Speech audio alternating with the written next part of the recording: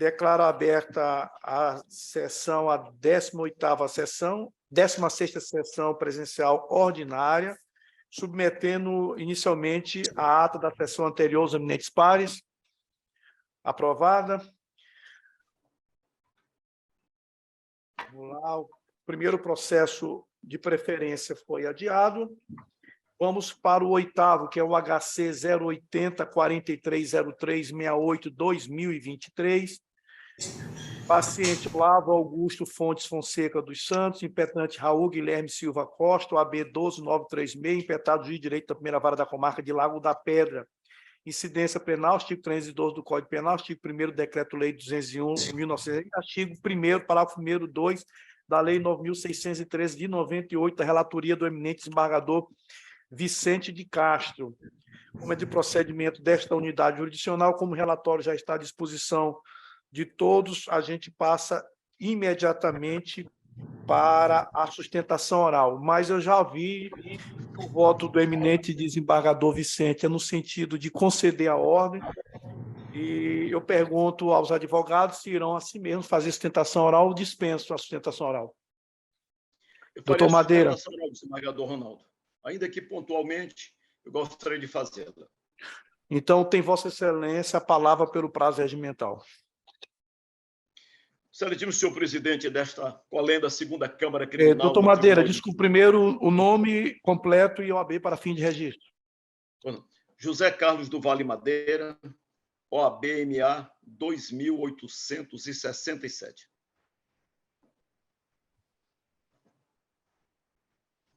Prossiga, doutor Madeira.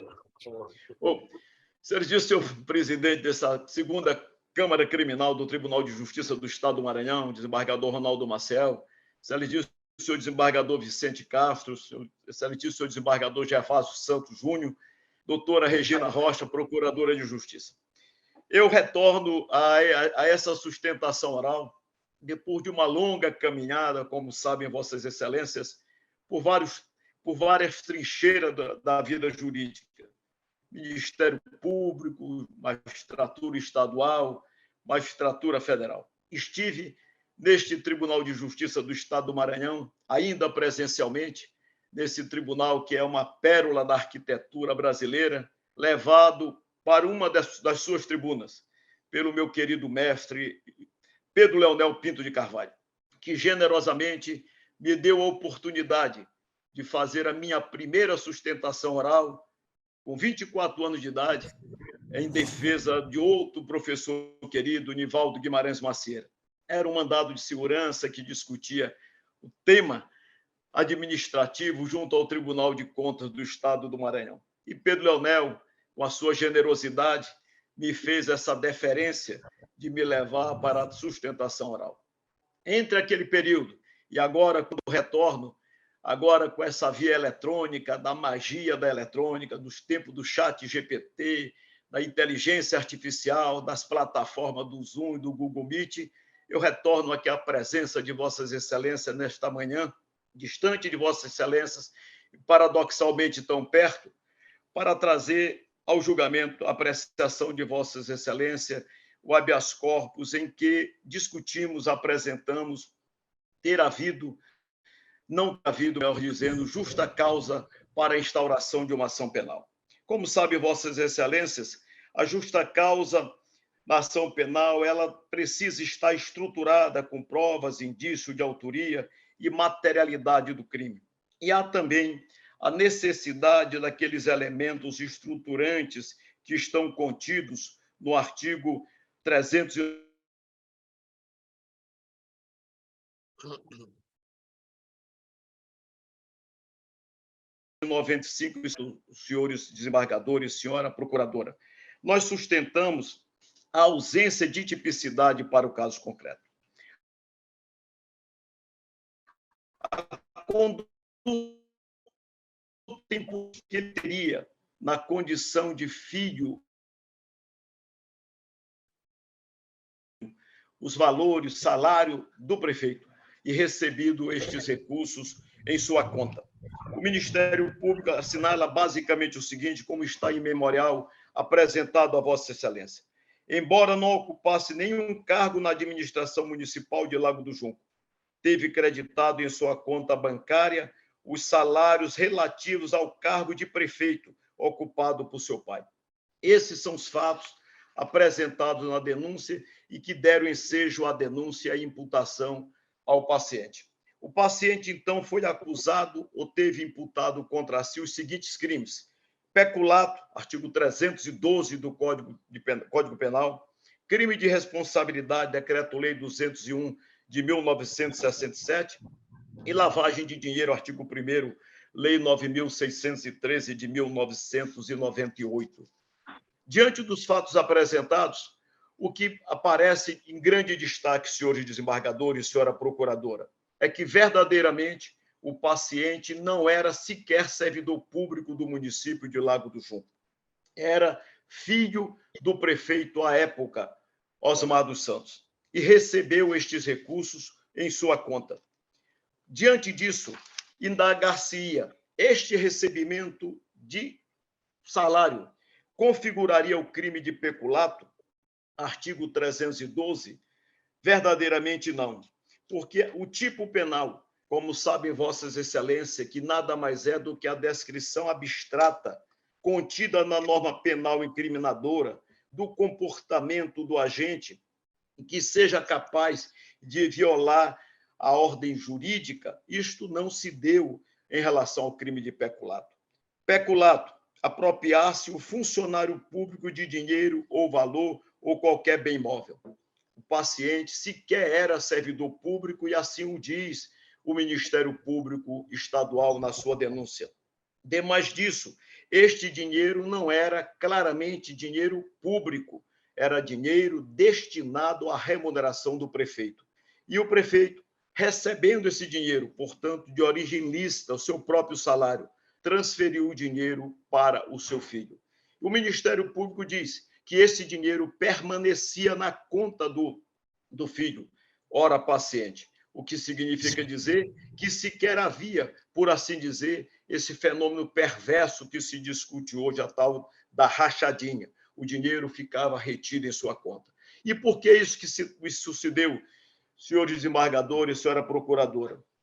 Por uma conduta que poderia ser reprovável sob o aspecto ético, reprovável sob o aspecto administrativo.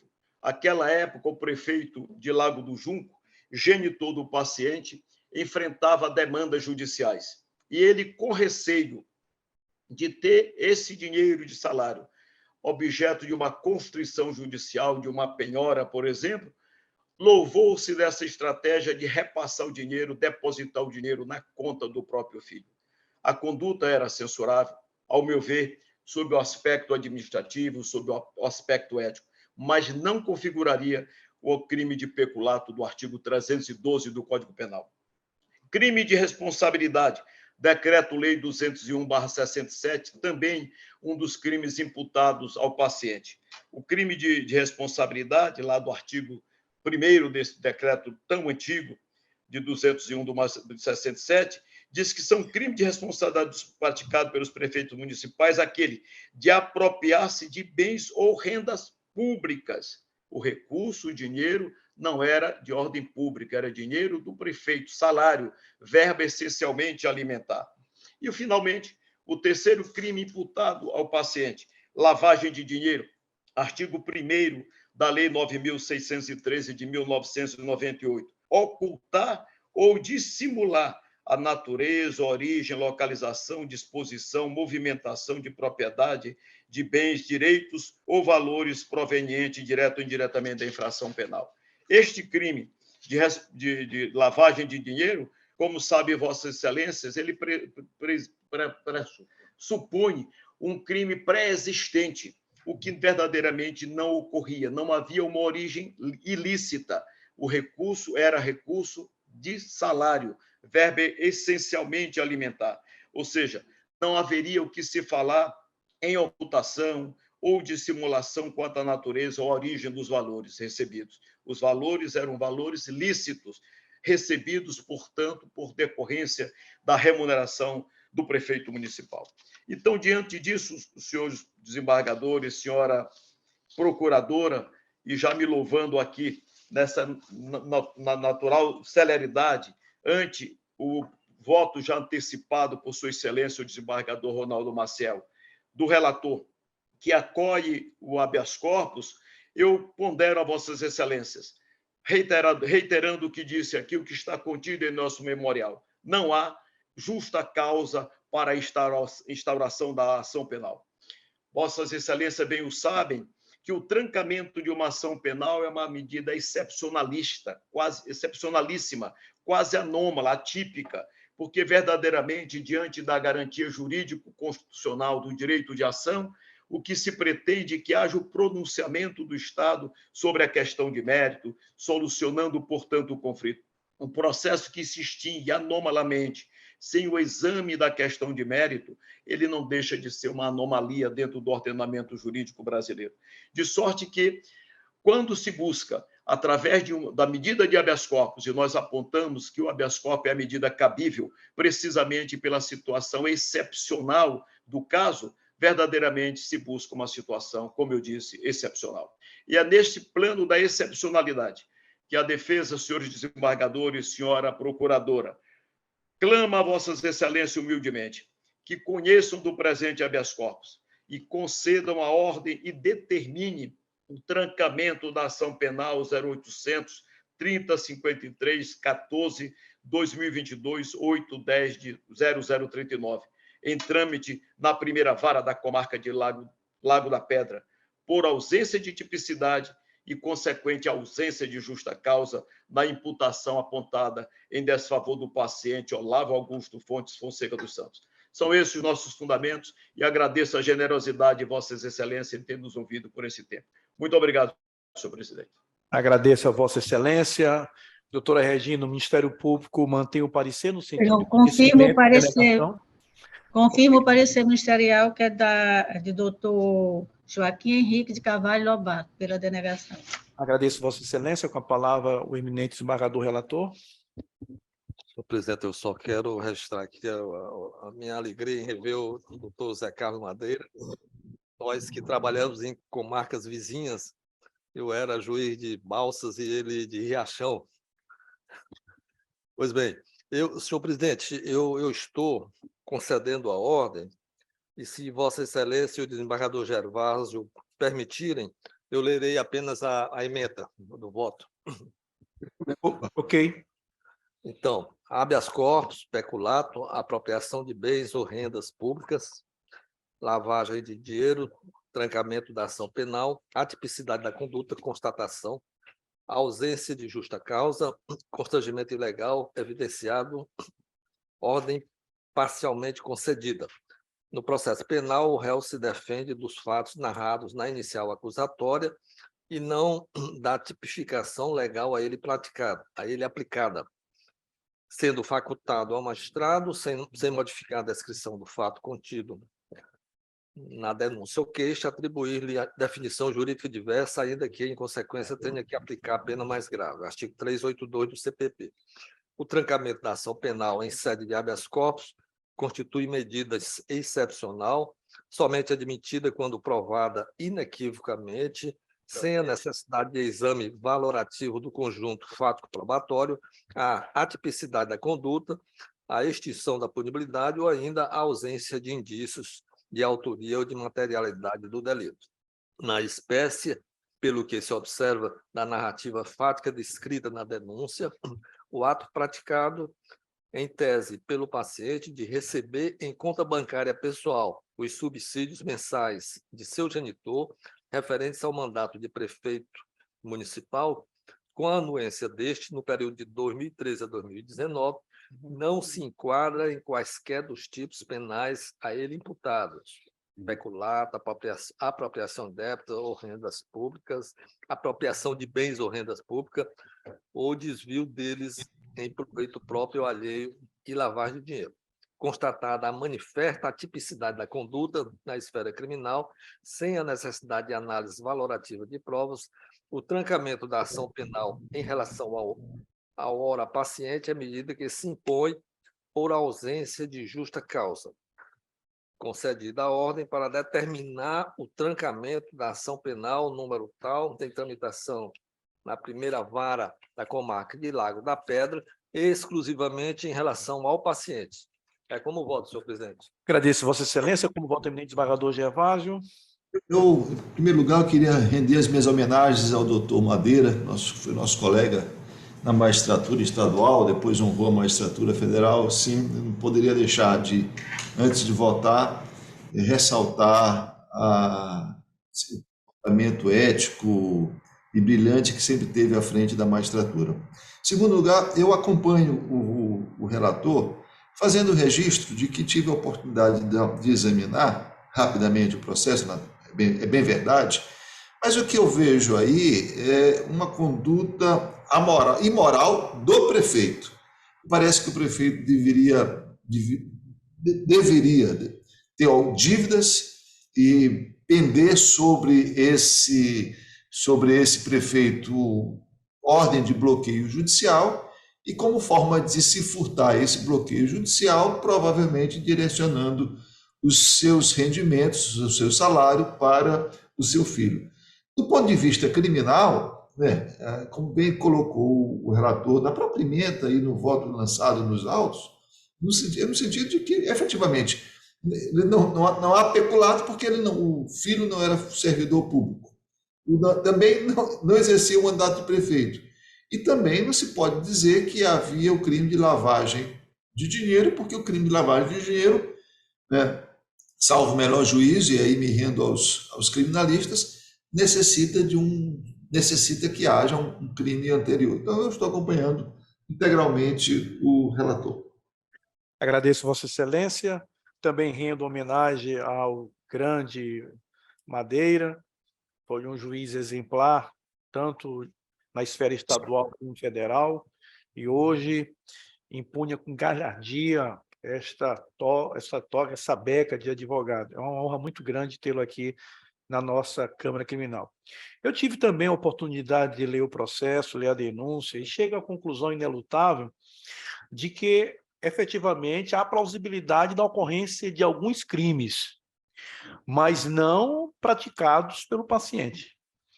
Tem outros denunciados, há plausibilidade da ocorrência de peculato, há sim, uma plausibilidade muito grande. Agora, ressalto que as investigações ainda estão em curso e se mais tarde, posteriormente, encontrar elementos contra o paciente, aí sim ele poderá ser denunciado, aditada a denúncia ou denunciado. Então, com essas considerações, os 3 tipos penais imputados para ele, não vejo de forma alguma a tipicidade, como bem colocou o eminente desembargador relator, com as observações feitas pelo eminente desembargador Gervásio.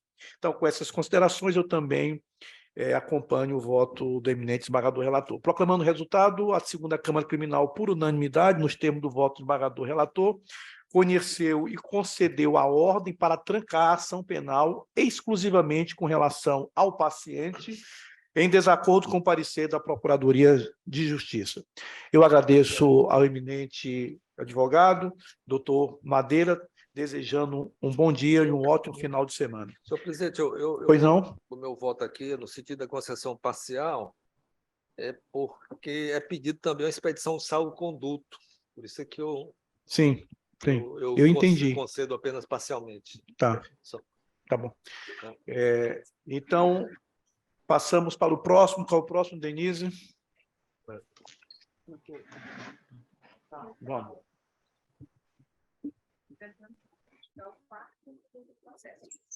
Então, o 4º e o 5º processo, que são do doutor...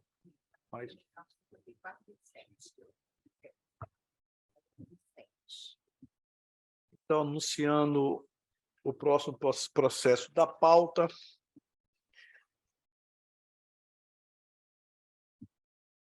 É a apelação criminal 54.27.17/2015. Primeiro apelante e apelado Ministério Público do Estado do Maranhão, promotor de justiça Fernando Antônio Berniz Aragão. Segundo apelante, primeiro apelado Iago de Oliveira Rodrigues, defensora pública Mariana Nunes Parente Fontinelli. Ore, segunda vara criminal da comarca de Timon, relator desembargador Vicente de Castro, e na minha revisão. Quem é o primeiro apelante? O primeiro apelante é o Ministério Público, como primeiro apelante é o Ministério Público. O Ministério Público fala primeiro. Doutora Regina, tem Vossa Excelência a palavra pelo prazo regimental. Eu vou ser bem sucinta. Colhe-se do acervo probatório contido nos autos que Iago de Oliveira Rodrigues foi surpreendido na posse da moto com a placa adulterada e, diante de tais circunstâncias, ocorre a inversão do ônus da prova, cabendo à defesa demonstrar sua inocência a teor do artigo 156 do CPP. Dessa forma, o apelado deve ser condenado pelo crime do artigo 311 do Código Penal, porque ele só foi condenado pelo da receptação. No que se refere ao pleito de absolvição do delito de receptação pela defesa, o argumento de atipicidade da conduta por ausência de dolo não merece acolhimento. Os autos oferecem elementos de provas suficientes para se concluir que o acusado tinha ciência da origem criminosa do veículo, que era uma moto. Nos manifestamos pelo conhecimento e provimento da apelação criminal interposta pelo Ministério Público Estadual, no sentido de que seja reformado o decídio fustigado, impondo-se a condenação do acusado Iago de Oliveira Rodrigues pelo delito previsto no artigo 311 do Código Penal. Outro sim, pugna que seja conhecido e provido o apelo do réu. É como nos manifestamos, desembargador Ronaldo. Eu agradeço a Vossa Excelência. Com a palavra, o eminente defensor público, doutor Gabina, pelo prazo regimental. Excelentíssimo presidente, bom dia. Doutor Vicente, eminente relator, bom dia. Bom dia. Doutor Gervásio Protásio dos Santos Júnior, bom dia. Doutora Regina, prazer sempre dividir essa tela com a senhora. Eu também. Doutora Denise e demais. Doutor Gervásio, doutor Ronaldo, doutor Vicente. A defesa pública, ela vem aqui bater, vem aqui discutir tão somente a questão do artigo 311. O eminente desembargador aposentado, doutor Zé Bernardo, que sentava nessa cadeira muito honrosa da segunda Câmara Criminal, ele sempre falava o seguinte: analisa-se os fatos e as circunstâncias, para depois dizer o tipo penal e a condenação e a pena. Os fatos e as circunstâncias são estas. O Iago trafegava por volta das 23h15, trazendo na motocicleta uma outra pessoa. Uma outra pessoa, a qual foi até absolvida. E, nesse particular, a Polícia Militar do Maranhão de Timon avistou aquela motocicleta, parou os dois, né, porque tem uma lógica pelo horário, por tudo. E Iago é um mototaxista, só que ele é um mototaxista que não sabe ler e escrever. Eu observei que o interrogatório ele coloca digital, né, e faz toda essa... não tem assim uma questão de alfabetização. De toda sorte, foi verificado que a placa era uma placa fria. E logo foi consultado o IFOSEG. No IFOSEG foi constatado que era produto de roubo. A polícia, por lógico, apreendeu todo mundo, levou para a delegacia. Ele justificou a motocicleta, dizendo que foi na pedra de troca de veículos que tem em Teresina. E lá adquiriu essa motocicleta, entregou outra e deu uma restituição em valor. Bom, o crime de receptação ele está amoldado, embora a defesa tenha pedido a inocência, a absolvição da receptação. Se é doloso, se é culposo, isso aí é uma discussão que o digno relator vai nos dizer. Agora, quanto ao artigo 311, não se encontra molde. Isso porque, embora a placa seja fria, ou seja, o que é placa fria? Placa com que o número é uma placa de um outro veículo.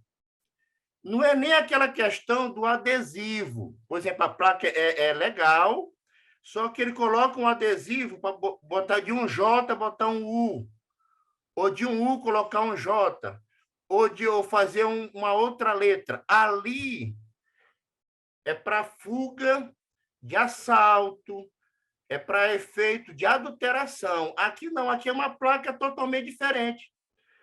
O próprio Ministério Público, lá nas suas alegações finais, disse que era grosseiro. Não é a falsificação que é grosseira. Não tem falsificação aí. Existe troca de placa.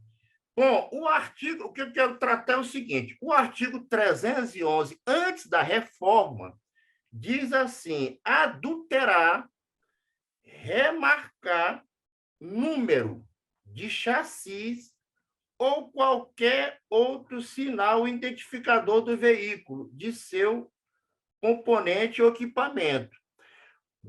O STJ, data vênia em Malaparte, vem condenando, vem mantendo as condenações em questão de placas, por entender que é sinal identificador.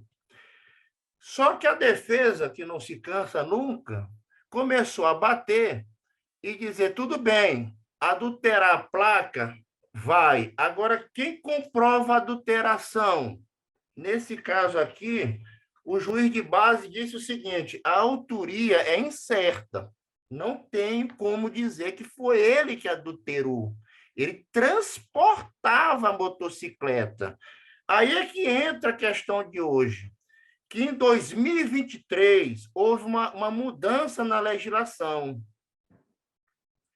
O que eu peço, Vênia, para ler aqui a mudança na legislação, só para os senhores entenderem melhor, que a época era 2015, não tinha esse tipo penal.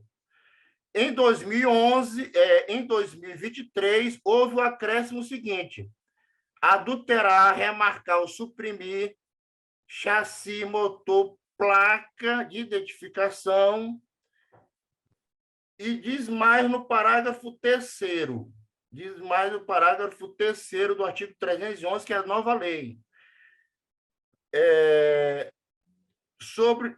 Inciso 3, aquele que adquire, aquele que recebe e aquele que transporta. É o tipo penal agora. Se esse fato, doutor Vicente, doutor Ronaldo e doutor Gervásio, aconteceu hoje, à luz do ano 2023, ele realmente é o artigo 311. Ele é culpado, deve ser condenado, porque ele transportava. Agora, na época do crime, não tinha esse transporte. Aí, o Ministério Público, como foi bem ressaltado pela eminente doutora Regina, diz o seguinte, bom, se foi ele que adulterou ou não, eu não sei, eu só sei de uma coisa, que cabe o ônus da prova e defesa. Data vênia, no direito penal não é bem assim, mesmo porque a defesa aqui é uma defesa pública. Não, o réu estava preso, o réu confessou o que ele fez, eu transportei, eu estava na moto, eu adquiri a moto de forma eu sou receptador, doloso ou culposo eu sou. Agora, eu não troquei a placa já veio assim. E essa não confissão dele e a falta de investigação policial não pode ter uma interpretação por indícios, uma condenação por indícios. Daí o magistrado de base bem pontuou que a autoria nesse particular era incerta. Para finalizar a minha fala, eu quero também ressaltar o seguinte, que a jurisprudência diz o seguinte, quando é grosseira a falsificação, que não leva ninguém a engodo, ou seja, não há estelionato. Né? Aqui o princípio defendido é a boa-fé. Ora, se eu trafego uma moto com uma placa de fácil constatação que não é daquele automóvel, eu cometo um crime de trânsito.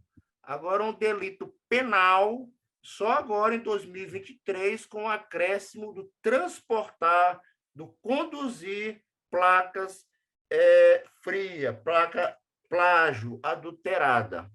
Excelências, doutor Gervásio, doutor Ronaldo, Vossas Excelências, eu, em nome da Defensoria Pública, reitero o pedido, não é um pedido de absolvição, mas um pedido de mantença da sentença. A condenação pela receptação, que está lógico, aí se é doloso ou culposo, a defesa sustenta que é culposa, mas eu peço a mantença da sentença na parte que absolveu o delito 311, não por outra coisa, é pela atipicidade.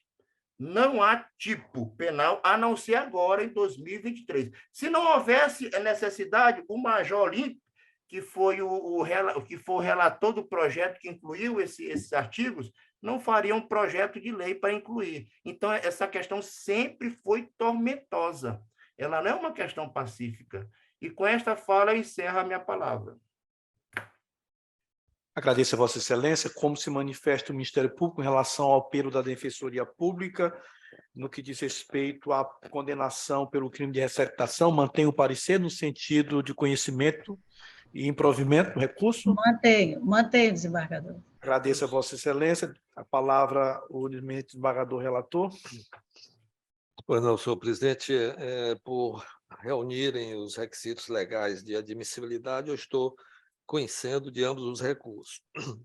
No caso sob exame, Iago de Oliveira Rodrigues fora condenado a cumprir pena privativa de liberdade de 1 ano de reclusão em regime inicialmente aberto, além de ser-lhe imposta a sanção pecuniária de 30 dias multa ante a prática do crime de receptação, substituída, ademais, a pena privativa de liberdade por restritiva de direitos, concernente à prestação de serviço à comunidade pelo mesmo período da condenação em instituição a ser definida pelo juízo de execução. Frise-se ter sido Iago de Oliveira Rodrigues absolvido do crime do artigo 311 do Código Penal, que é a adulteração de sinal verificador de veículo, nos termos do artigo 386, inciso 5º do Código Penal.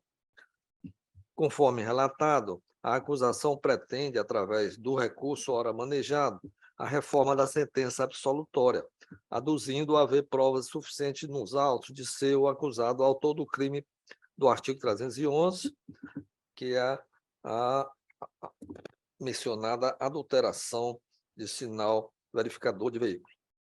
Por sua vez, o recorrente Iago requer a sua absolvição com esteio no artigo 386, inciso 3 do Código de Processo Penal. Para tanto, alega a insuficiência de provas quanto à autoria do apelante no crime de receptação. Passo ao exame das pretensões recursais deduzidas pelas partes. Do apelo ministerial.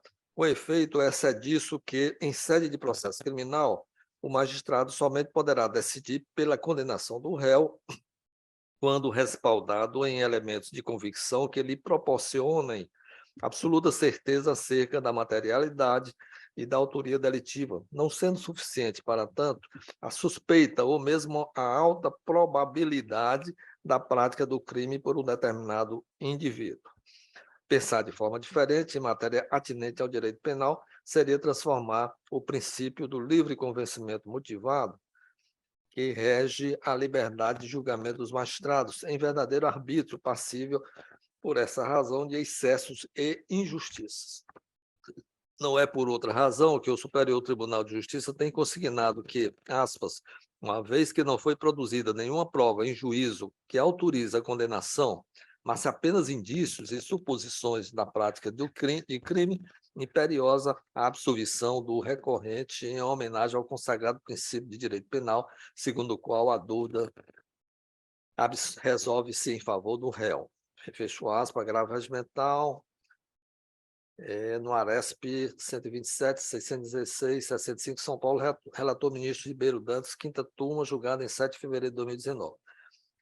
Entendo ser essa a hipótese dos autos. No caso em análise, o laudo de exame químico metalográfico em veículo constante do ID 16, 28, 44, 96, páginas 37 e 38, atesta que a gravação do número de identificação veicular e o bloco do motor achavam-se, aspas, dentro do padrão de fábrica.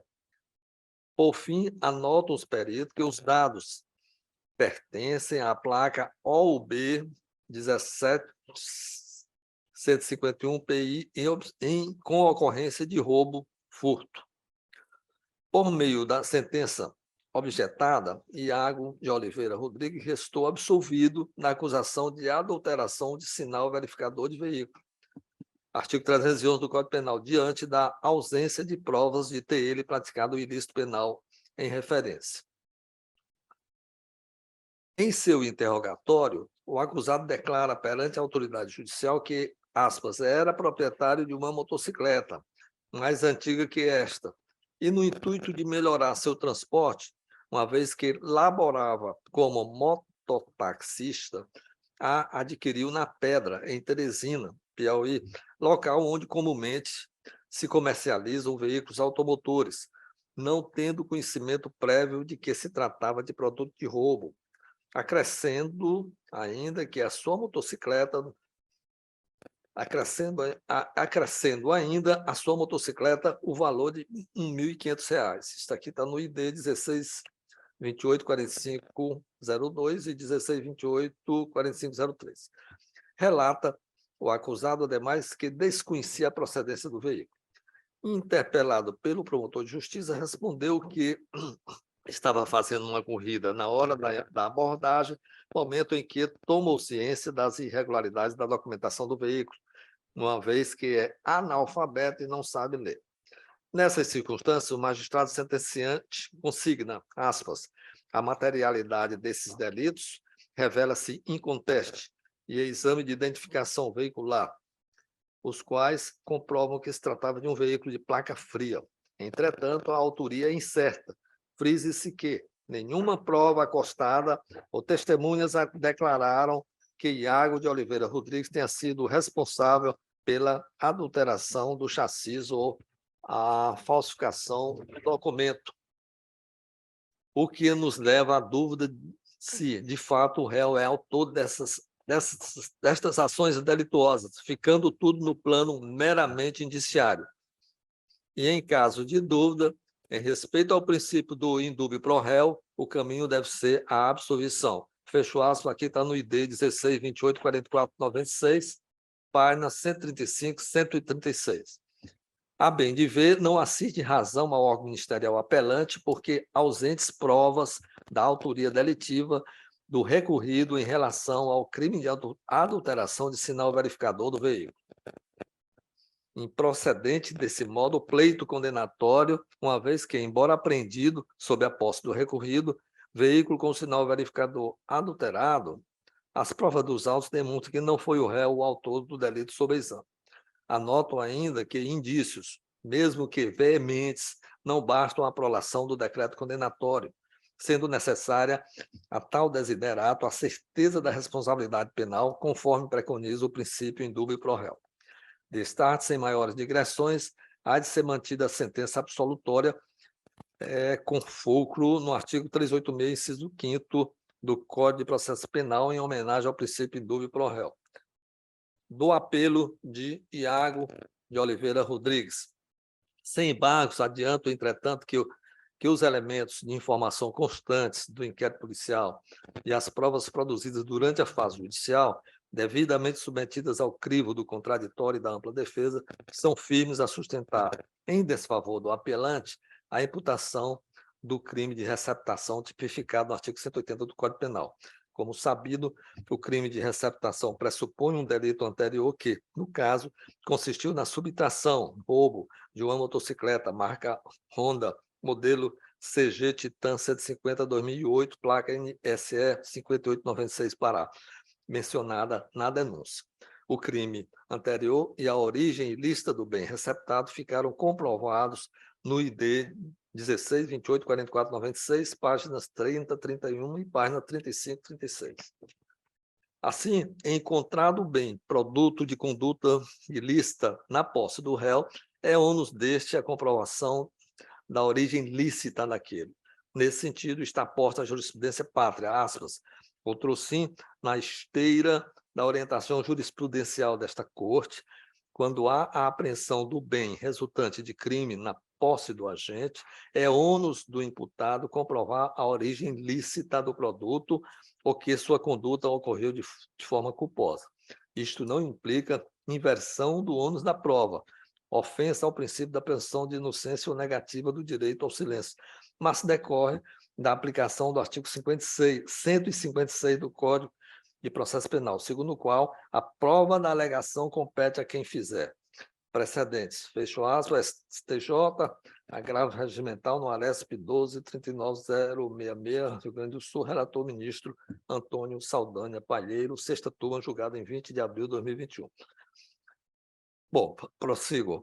Com efeito, a materialidade e a autoria delitiva do crime do artigo 180, caput do Código Penal, estão consubstanciadas concomitantemente através dos depoimentos prestados no inquérito policial 228/2015, devidamente ratificados perante a autoridade judiciária de base, sob o manto do contraditório e da ampla defesa.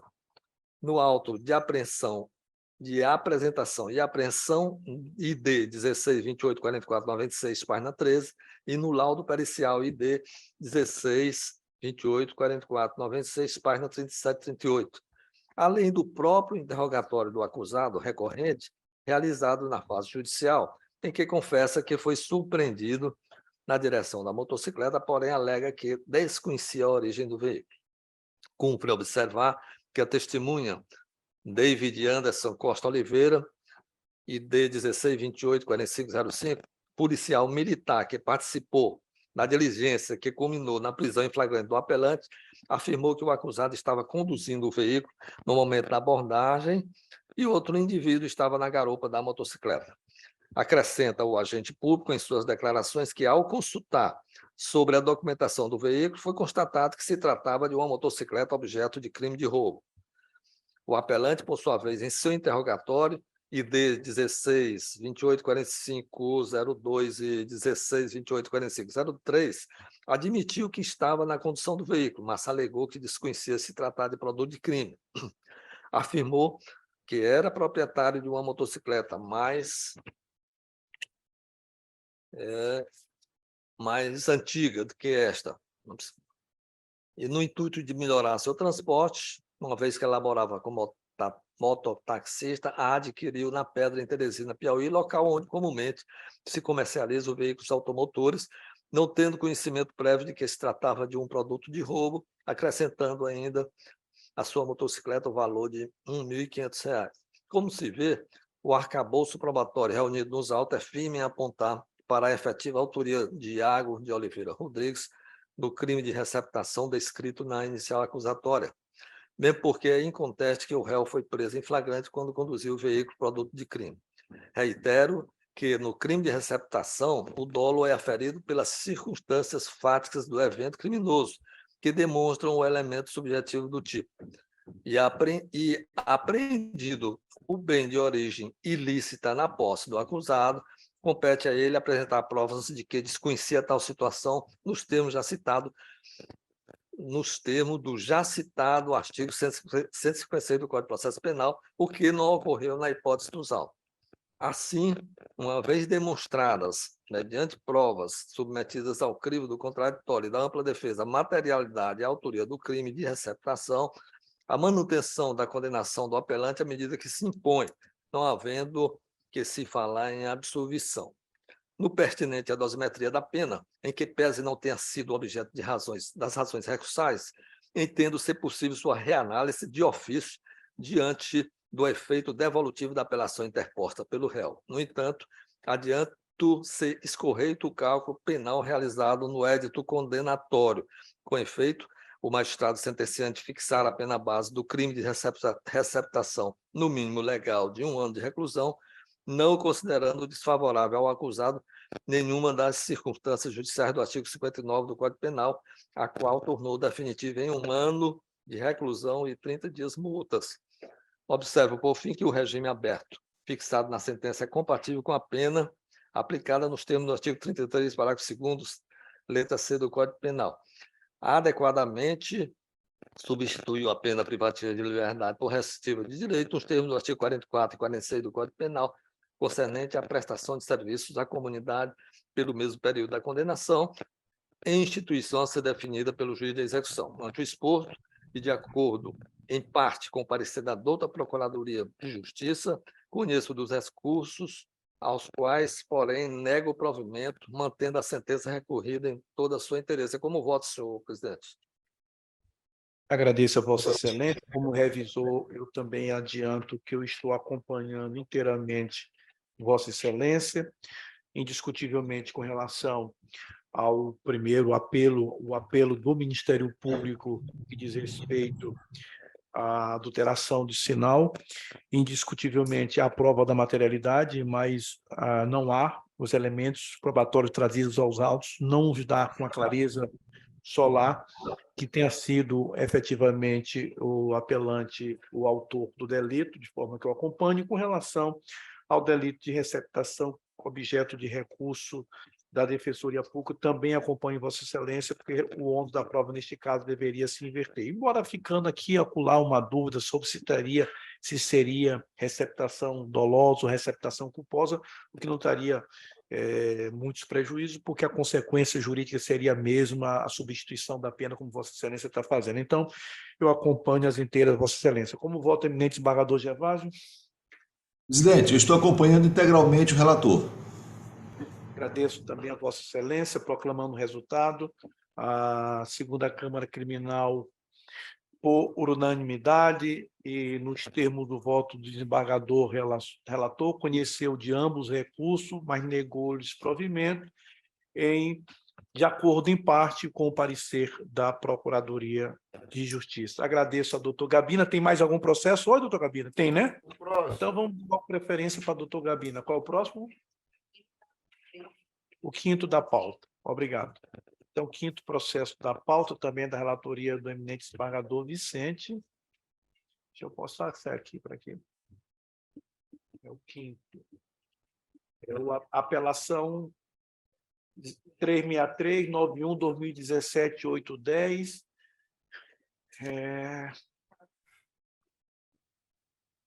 363-91-2017-83. Defensor Público Marcelo de Miranda Taglialega, né? Apelado do Ministério Público, promotor de Justiça André. Origem da segunda vara de Itapecuru-Mirim, incidência artigo 121, parágrafo 2º, inciso 2, combinado com o artigo 14.2, ambos do Código Penal, da relatoria de desembargador Vicente e da minha revisão. Doutor Gabina, tem Vossa Excelência a palavra pelo prazo regimental. Doutor Ronaldo Maciel, primeiro eu quero agradecer ao doutor Vicente por trazer esse processo a julgamento, porque ele já deu bastante, já rendeu bastante, e assim a segunda Câmara encerra o seu ofício nesse particular. É um processo que já esteve com algumas manifestações sociais, inclusive no CNJ, sobre a questão encarcerária da Cacau. Inclusive, um manifesto está escrito assim, da sociedade civil, por um tratamento justo, legal e adequado para Cacau. Já houve outras manifestações e o fato se resume em um só. Na desinternação da Cacau. Cacau foi acusada de tentativa de homicídio qualificado, esteve preso num cárcere de Timon, depois foi para Coroatá, e gerou um certo infortúnio até que houve uma absolvição sumária. Foi colocado para júri, né, o fato, houve todo um desentendimento na base com uma juíza, uma magistrada, enfim. Graças a Deus, o processo chegou até o final aqui, na segunda Câmara.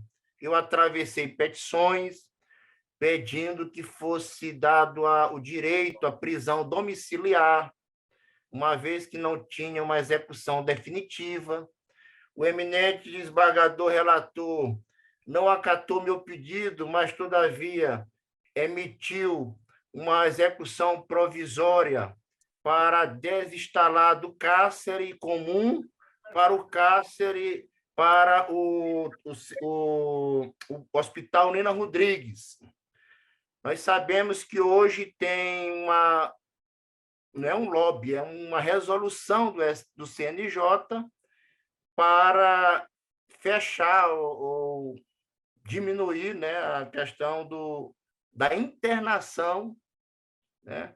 Não é nem diminuir, é cessar mesmo, da internação nos manicômios.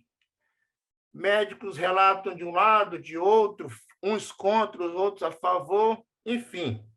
A tese aqui, eminente relator, eminente doutor Ronaldo, doutor Gervásio, para você entender melhor, é a desinternação, ou seja, tirar ela, ela pertence, já foi acusado, muitas pessoas foram acusadas de transfobia nesse particular. José Manuel Silva Araújo Júnior, mas é conhecida como Cacau, e assim deve ser tratada como Cacau. Enfim, já houve várias discussões, tanto na base como aqui em segundo grau, mas eu olhando lá na base, eu perguntei para a defensora que atua em Timon, para ela me dar uma vista de como é que está esse negócio lá na base, essa discussão. Eu vi uma decisão do doutor Edmar Fernando Mendonça, embora eu não sei se já foi efetivada a decisão do doutor Mendonça, que é o cumprimento de decisão judicial de desinternação da paciente Cacau, registrada civilmente como José Manuel Silva Araújo Júnior. Eu perguntei para a defensora, a doutora Gianete, como é que está esse trâmite. Ela disse que ainda não foi efetivado, existe realmente essa decisão. Então, a defesa pública aqui em segundo grau, só tenho a agradecer porque já está em pauta e pedir e reiterar os pedidos da base, que é a mudança da internação para um regime de CAPS, de acompanhamento na CAPS, de acompanhamento psicológico, esse acompanhamento legais aí que já são impertinentes a esta área. Bom, com essa decisão, eu não sei se está prejudicado ou não, mas se sair do segundo grau é bem melhor, porque é uma decisão de segunda instância. Então, nós reiteramos esse pedido da base, reiteramos dizendo que ela foi torturada, assim, que tem acusações de tortura, tem várias acusações no processo, mas não está mais em cárcere comum, isso a gente sabe. Tá em veio para cá, para Nina Rodrigues. Então, a defesa pública aqui só reitera todos os pedidos da base e pede a compreensão da segunda Câmara, e, mais uma vez, agradecendo porque nós estaremos julgando esta causa. Eu encerro assim minha fala, Excelência. Agradeço a Vossa Excelência. O Ministério Público mantém o parecer no sentido do conhecimento da negação do provimento. Justamente, que foi pelo não provimento do presente apelo, a doutora Domingas. Agradeço a Vossa Excelência. Com a palavra ao eminente desembargador relator. Não, senhor presidente. O caso aqui diz respeito a uma absolvição imprópria. O juiz de primeiro grau, com base em laudo pericial médico-legal, reconheceu a condição de inimputabilidade do apelante ou da apelante, mas impôs a ela uma medida de segurança consistente em internação em hospital psiquiátrico. Eu vou fazer a leitura da ementa do meu voto, senhor presidente, desembargador Jair Vasco, mas se vossas excelências entenderem necessário, eu lerei o voto por inteiro. Desembargador Vicente, eu já vi o voto de Vossa Excelência, eu já antecipo ao desembargador Gervásio, eu vou pedir vista, eu posso pode até ser que eu venha concordar com Vossa Excelência no final. Mas por que eu vou pedir vista? Esse caso da Cacau, nós já discutimos na UMF. E por pouco nós não fomos representados nas Cortes Interamericas de Direitos Humanos. Ela estava em presídio comum, ela é uma trans. Essa questão nós já fizemos várias reuniões, e não só essa questão, ela vai ter uma repercussão em vários outros casos parecidos como esse. Então, já antecipo, Vossa Excelência pode fazer só pelo elemento que eu antecipo ao desembargador Gervásio, que eu vou pedir vista desses autos, que eu quero dar uma atenção. Talvez a gente venha construir mais tarde uma decisão coletiva, porque, repito, vai ter uma repercussão geral muito grande, e essa questão de Cacau não é fácil de ser resolvida. Então, já antecipo a Vossa Excelência que eu vou, e Vossa Excelência pode fazer e ler o voto somente pela emenda. E o MP também pode mudar a sua posição, né? Presidente, uma questão que me chamou a atenção, o defensor da tribuna, ele trouxe uma informação, pelo menos uma informação que para mim não estava, de que já há uma decisão proferida pela segunda vara de execuções penais que visa, que atende aos objetivos do presente recurso. Eu entendi mal? Sim, eu tenho conhecimento, desembargador Gervásio, dessa decisão, que inclusive ainda não foi cumprida, viu, doutor Gabina?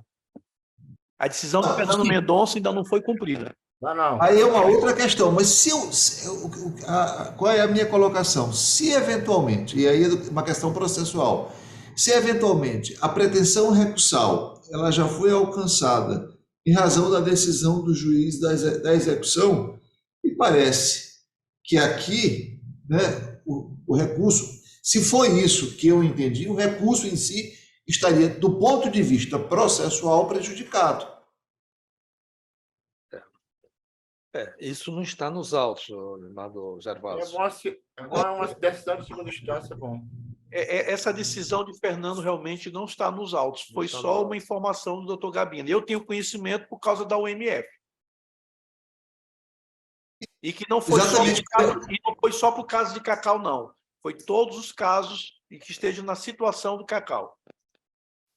Talvez me pareça mais adequado, né, processualmente, porque se ela existe ou não existe, bem, aí eventualmente o relator poderá examinar. Mas se ela existe, o recurso está prejudicado.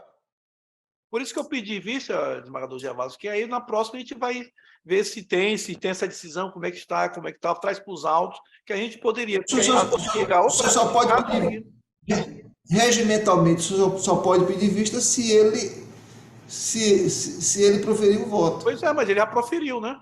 Ele vai proferir ainda, né? Desculpa. É só fazer a leitura da emenda. Ele vai fazer da emenda. Da emenda, desembargador Gervásio. No sentido de negar provimento ao apelo.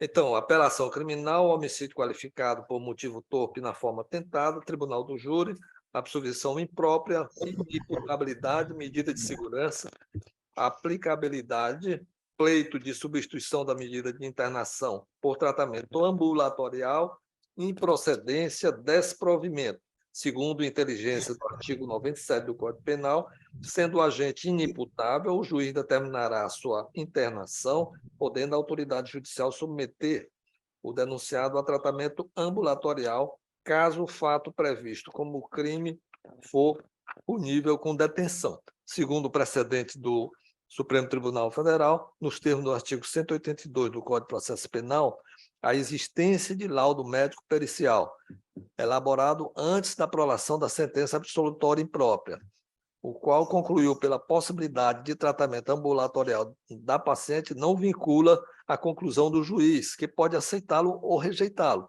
no todo ou em parte. Caso entender pela insuficiência da medida para a cessação da periculosidade. Supremo Tribunal Federal, habeas corpus 16.3395, agravo regimental, primeira turma, relator ministro Alexandre de Moraes, publicado em 6 de 2 de 2019.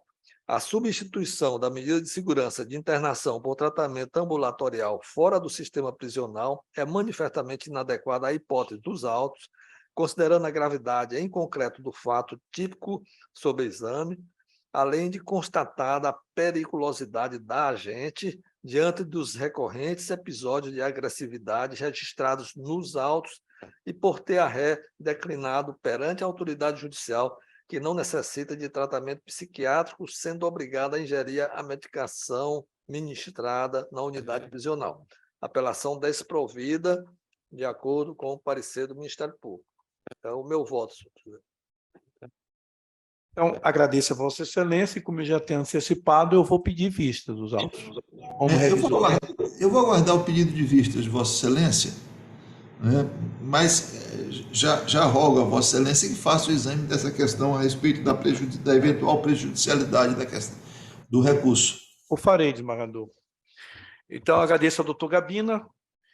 Eu também agradeço a eminente segunda Câmara e peço licença para sair. Qual é a próxima? Licença concedida, doutor Gabina. Tenha um bom final de semana.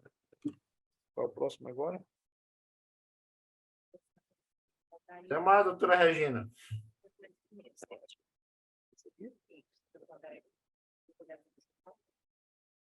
Nem doutor Gabina? Não, eu estou me despedindo da doutora Regina. Ah, sim. Até logo, um bom final de semana. Obrigado. Presidente, eu fico vinculado a esse processo aqui para... Sim. Sim. O próximo processo da pauta é a apelação criminal do Valdeilson, não é isso? Também da relatoria do desembargador Vicente. A apelação criminal... Qual é o número, desembargador? É o 7º da pauta. Certo. No PJE, salvo engano, é o 8º. 0800-656-10-2021. Apelante Valdeilson Moraes Silva, advogados Itamauro Pereira Corrêa Lima, OAB 8855, Antônio Aldair Pereira Nunes, OAB 20904. Apelado do Ministério Público, origem juiz de direito da comarca de Urbano Santos, da relatoria do desembargador Vicente, revisor da minha relatoria. Sou o revisor. Os advogados estão presentes?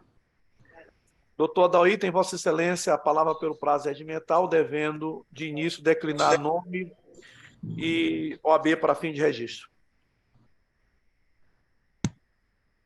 Bom dia a todos. Advogado Antônio Aldair Pereira Nunes, OAB 20904. Estão me ouvindo? Sim, fique à vontade. Doutor. Perfeito. Colendo da segunda Câmara Criminal, eminentes desembargadores, excelentíssima Procuradora de Justiça, advogados e eventuários, bom dia. Excelência, o que nos traz a tribuna virtual hoje é uma reforma da injusta sentença penal condenatória em desfavor do apelante. Irei, primeiramente, me ater à questão da preliminar, da nulidade, acerca do exame de prestabilidade da arma, e, posteriormente, irei tratar acerca da desclassificação do crime de tráfico para uso. Esse processo, a situação fática, delimita-se na questão de que a acusação seria do porte ilegal de arma e traficância. Em que pese o fato do apelante ostentar uma condenação anterior, esse fato, por si só, não pode se gerar uma estigmatização ao ponto de se haver inversão da presunção de inocência ou da não culpabilidade. Pois bem, adentrando a questão da preliminar invocada acerca do exame de prestabilidade da arma, o que a defesa se surge ataca acerca da nulidade deste ato. Por qual motivo? Veja só. O laudo pode ser produzido. A dicção da lei, do Código de Processo Penal, ela é clara. É perfeitamente possível o exame de prestabilidade de uma arma ser realizado por pessoas que não são peritos oficiais, perito ad hoc. É perfeitamente possível. No entanto, tanto a lei positivada quanto a doutrina e a jurisprudência é no sentido de que as pessoas devem cumprir os requisitos esculpidos no artigo 159 do Código de Processo Penal, que sejam portadores de diploma de nível superior ou tenham conhecimento técnico. No caso em tela, excelências, há uma peculiaridade. Esse laudo foi produzido pelo vigia da delegacia. Ou seja, não preenche requisitos básicos, não se pode mitigar uma garantia. Não se pode, a bem da verdade, há de se observar que não se tem, inclusive está no bojo da própria apelação, como foi produzido de forma totalmente ilegal este laudo, uma vez que eles se delimitam a dizer, a dicção no sentido de que a conclusão dos peritos, dos pseudos peritos, é de que a arma ostenta prestabilidade, mas eles sequer descrevem a metodologia que utilizaram para chegar a isso. Não descreve se utilizaram a arma, se realizaram um disparo, porque a necessidade, o perito, quando realiza a perícia da prestabilidade, ele executa, necessariamente ele tem que utilizar a arma para saber se ela presta. A arma por si só, ela sem prestabilidade, ela é meramente um metal, ela não tem utilidade. Pode ser utilizada para outro delito, pode, mas não para fins de aplicação do porte ilegal de arma, que há necessidade, reclama-se a necessidade do laudo pericial. Vejam bem, não bastasse esse fato no tocante a esta nulidade, que ora invocada, esse fato de ser realizado por um perito é algo grave. Não se pode burlar a lei, não se pode mitigar garantias com a simples finalidade de que o apelante ostenta condenação anterior, esse fato vai estigmatizá-lo e gerar uma infeliz presunção de que qualquer acusação em seu desfavor é legítima. Isso fere gritantemente princípio norteador do processo penal, direito material, direito penal, vez que, a bem da verdade, deve-se presumir a sua inocência. O Estado juiz, ele pode, com sua pretensão punitiva, condená-lo, puni-lo, mas deve punir dentro das regras do jogo, excelências. Esse laudo, ele carece de rigor técnico. A bem da verdade, a mera análise subjetiva, não há qualquer rigor técnico na sua produção. Digo, não tocante só à ausência dos pressupostos, dos requisitos para que o perito ad hoc deve ostentar, mas também na sua metodologia, na sua essência. O laudo é totalmente nulo, excelências. Dito isto, finalizo no tocante à questão da preliminar invocada e passo a tratar acerca da traficância. Excelência, esse caso, no tocante à traficância, deve-se levar em consideração alguns pontos. Vejam bem, a narrativa é no sentido de que Valdeilson estava traficando, a narrativa do parquê. Mas, Sua Excelência, doutor Márcio, delegado da circunscrição de São Benedito do Rio Preto, Urbano Santo e Belágua, ele foi ouvido na condição de testemunho. E ele declinou que nunca o monitorou, nunca o investigou. Vejam bem, se ele nunca esteve no radar da polícia como traficante, não é o fato de ter sido encontrado durante uma abordagem policial com 6 gramas de maconha que vai torná-lo um traficante. Eu não estou aqui dizendo que não há materialidade. Há materialidade para fins do crime do artigo 28 da Lei 11.343 de 2006. Por qual motivo? Os próprios policiais, ao prestarem depoimento em juízo, inclusive em solo administrativo, junto à autoridade policial, declinaram, soníssimos ao declinar que foram abordá-lo, foram revistá-lo, pelo fato de que existia denúncia anônima de que ele estava portando uma arma. Todos declinaram que, em nenhum momento, existiu denúncia de traficância. Contudo, durante a abordagem, encontraram essa quantidade ínfima de entorpecente no veículo, notadamente 6 gramas de maconha. Ora, considerando-se que não havia denúncia anônima específica no tocante à traficância, considerando-se que, malgrado o apelante ostente condenação anterior, essa condenação não é referente a tráfico de entorpecente. A bem da verdade, trata-se de furto qualificado. Então, considerando-se que ele nunca esteve no radar da polícia com envolvimento de traficância, tráfico ilícito de entorpecente, considerando-se ainda a quantidade ínfima de entorpecente apreendido, 6 gramas de maconha, levando-se em consideração que foi ouvida uma testemunha em juízo, a qual declinou que ela fez aquisição daquele entorpecente para consumir com o apelante, levando-se em consideração ainda o fato da autoridade policial, a qual tem incumbência de investigar, declinar em juízo, que nunca investigou o apelante no tocante à questão de nenhum outro delito, não há elemento probatório, não há provas, sequer existia na questão ainda investigativa elementos de informação, e em juízo não se foi produzida uma prova em desfavor do Valdeilson no tocante à traficância. O que há, a bem da verdade, é uma infeliz presunção de culpabilidade, considerando-se o fato de que ele ostenta uma condenação anterior. Ora, excelências, uma condenação anterior, ela pode ser utilizada na dosimetria, para fim de reincidência. Mas essa condenação anterior, ela não pode servir para marcá-lo, para estigmatizá-lo, ao ponto de afastar-se o princípio da presunção de inocência e qualquer acusação em desfavor dele ser considerada como absoluta, como verídica. Vejam, eu chamo a atenção para esse ponto. Todas as testemunhas são uníssonas no sentido de que os próprios policiais que o abordaram sustentam. Fomos revistá-lo pelo fato da denúncia da arma. Não existia denúncia acerca da traficância. Ele não ostenta nenhuma investigação, nenhum procedimento investigativo, seja em solo administrativo, seja uma ação penal em curso junto ao judiciário, acerca de traficância. Como que se pode, isoladamente, 6 gramas de maconha ser suficiente para demonstrar o fato de que há elemento probatório pela materialidade? A materialidade há, mas há materialidade acerca do artigo 28.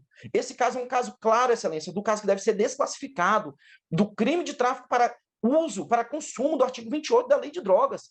Não pelo favor, não por uma benese ao apelante, mas para que se faça justiça hoje, para que se reconheça que o fato do indivíduo ostentar uma condenação anterior, ela por si só não demonstra, não ostenta um fato de marcá-lo, de estigmatizá-lo, sobretudo por ser pobre, ser marginalizado. Esse fato não se justifica, excelências.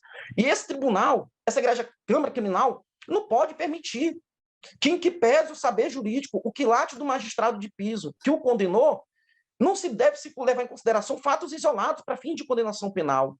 Excelências, não irei tratar acerca da dosimetria, das questões exacerbadas no tocante à dosimetria, por não vislumbrar a necessidade, considerando o quilate dos julgadores desta Câmara Criminal. Então, vou finalizar neste sentido de que seja levado em consideração os argumentos da defesa no tocante à nulidade do laudo pericial ilegalmente produzido, que seja considerado o fato da ausência de qualquer lastro probatório, arcabouço probatório no tocante à traficância, vez que não há nenhum elemento que vincule, direto ou indiretamente, o apelante ao tráfico ilícito de entorpecente. E, enfim, já finalizando, excelência, por todos os argumentos trazidos pela defesa, o que se requer é que seja reconhecida a nulidade de eficácia e prestabilidade da arma apreendida, por estar em desrespeito, em dissonância com o artigo 159 do Código de Processo Penal. O que a defesa também requer é que seja realizada a desclassificação para o crime de uso do artigo 28 da Lei 11.343 de 2006. É o que tínhamos a requerer. Muito obrigado pela atenção de todos. Agradeço a Vossa Excelência. O Ministério Público mantém o parecer no sentido do conhecimento e desprovimento do recurso. Mantenho. Confirmo o parecer. Agradeço a Vossa Excelência. Com a palavra, o eminente desembargador relator. Pois não, senhor presidente, por reunir os pressupostos legais de admissibilidade, eu estou conhecendo do recurso e digo, conforme relatado, Valdeilson Moraes Silva fora condenado pelo juízo singular a cumprir pena privativa de liberdade no montante de 9 anos e 3 meses de reclusão, em regime inicialmente fechado, sendo-lhe, além disso, imposta sanção pecuniária de 800 dias multa, à razão de 1/30 do salário mínimo vigente ao tempo do fato. Ante a prática dos crimes de tráfico ilícito de entorpecente, artigo 33 caput da Lei 11.343 de 2006, e porte ilegal de arma de fogo de uso permitido, artigo 14 da Lei 10.826 de 2003. Com efeito, pretende o recorrente, preliminarmente, o acolhimento de nulidade do exame de eficiência em arma de fogo e de 18, 20, 40, 30, página 1, com o consequente reconhecimento de sua absolvição em relação ao crime do artigo 14 da Lei 10.826 de 2003. No mérito, requer a desclassificação da conduta tipificada no artigo 33 da Lei 11.343 de 2006, para o crime de porte de entorpecente para uso próprio, artigo 28 da Lei 11.343 de 2006. Em caso de manutenção das condenações, pugna pela retificação da dosimetria da pena e pela revogação do cárcere preventivo a que se encontra submetido. Sobre a questão preliminar, destaco que a eventual declaração de nulidade do exame pericial que atestou a eficiência da pistola Taurus, calibre 380, de numeração XPC 71.530, portada pelo recorrente quando preso em flagrante, não teria o condão de alterar o édito condenatório em relação ao delito no artigo 14 da Lei 10.826 de 2003. Isso porque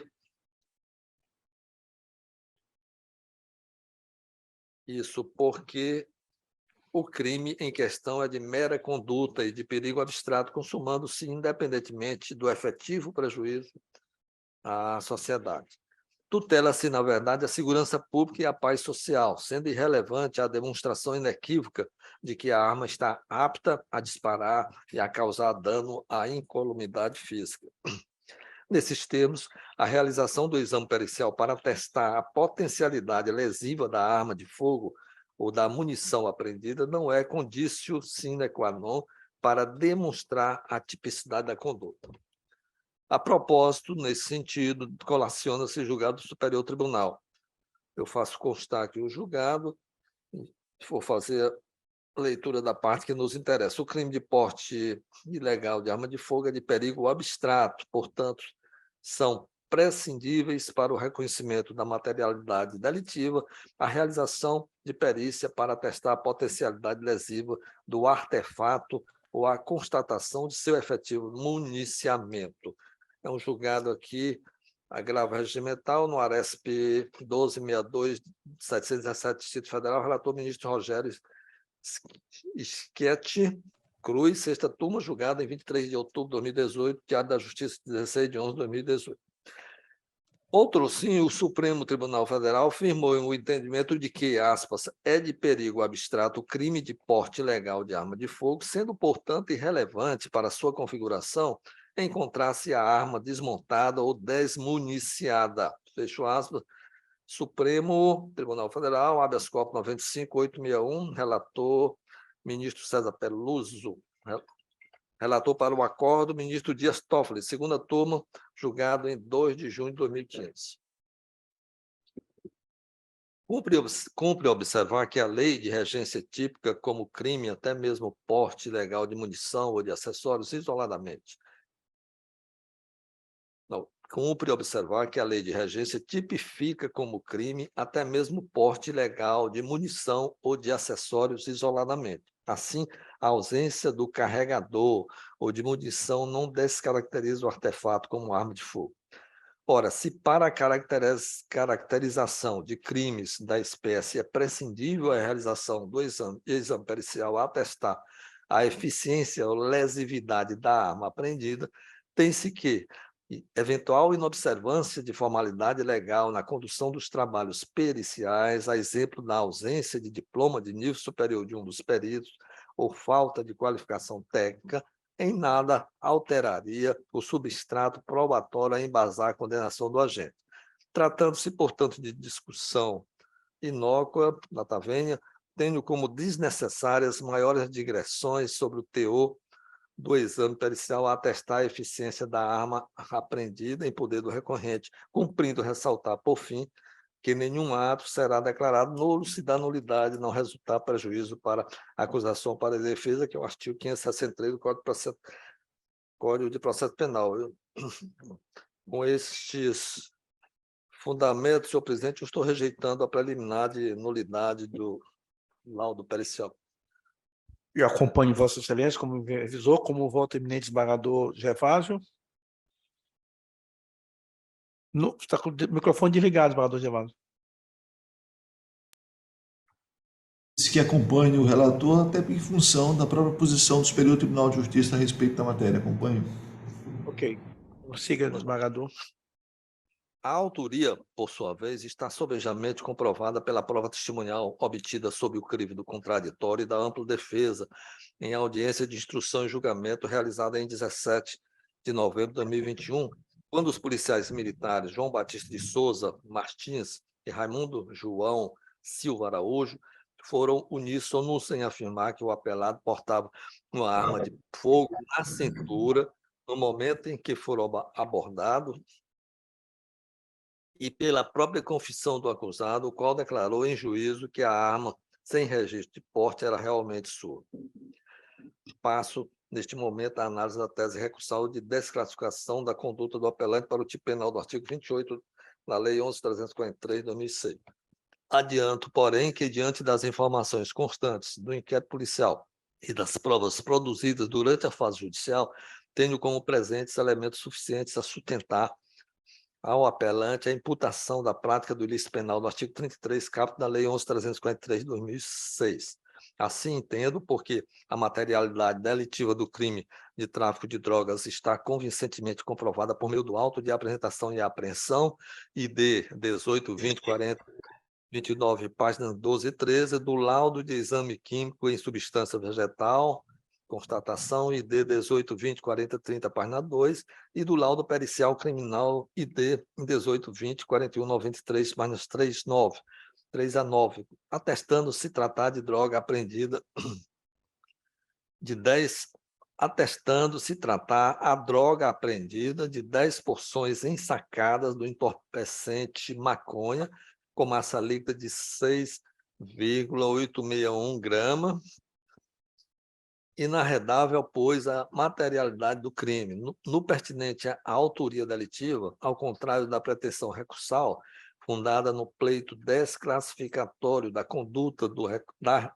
recorrente para aquela disposta no artigo 28 da Lei 11.343, entendo haver nos autos elementos capazes de relacioná-lo a atos de mercancia de substâncias entorpecentes, suficientes a caracterizar o tipo penal descrito no artigo 33, caput da Lei 11.343, de 2006.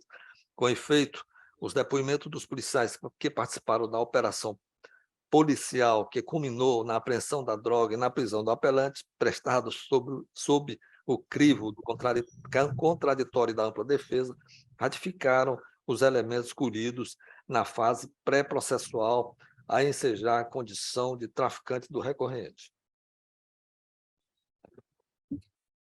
Consoante declarações transcritas na sentença condenatória, ID 1384-5123, página 41 e 42, a testemunha João Batista de Souza Martins afirmou em juízo, aspas, que estava de serviço e recebeu denúncia de que alguém estava portando arma de fogo no povoado Piquezeiro, que, ao chegarem, constataram que o réu estava portando arma, que o abordaram em um bar, que o réu tentou se evadir do local, que foi encontrada uma pistola em busca pessoal, que foi feita busca no veículo do réu e que encontraram substâncias análogas à maconha, que a arma estava municiada, que a droga encontrada estava embalada, que o réu acusou a polícia de ter plantado a droga em seu veículo, que a denúncia foi feita por um telefone celular funcional da polícia. Que a denúncia foi feita para um telefone celular funcional da polícia, que outras pessoas foram revistadas na ocasião, que a revista no veículo não foi feita no local porque a prioridade era tirar o réu Valdeilson do local, que determinou ao carcereiro da delegacia que acompanhasse a revista do veículo, que no momento da apreensão houve receio de que familiares do réu causassem tumulto e, por isso, conduziram à delegacia, que o réu é de alta periculosidade, que é de praxe solicitar que outra pessoa acompanhe a busca em veículos de modo a evitar possíveis interpretações equivocadas. Fecho aspas.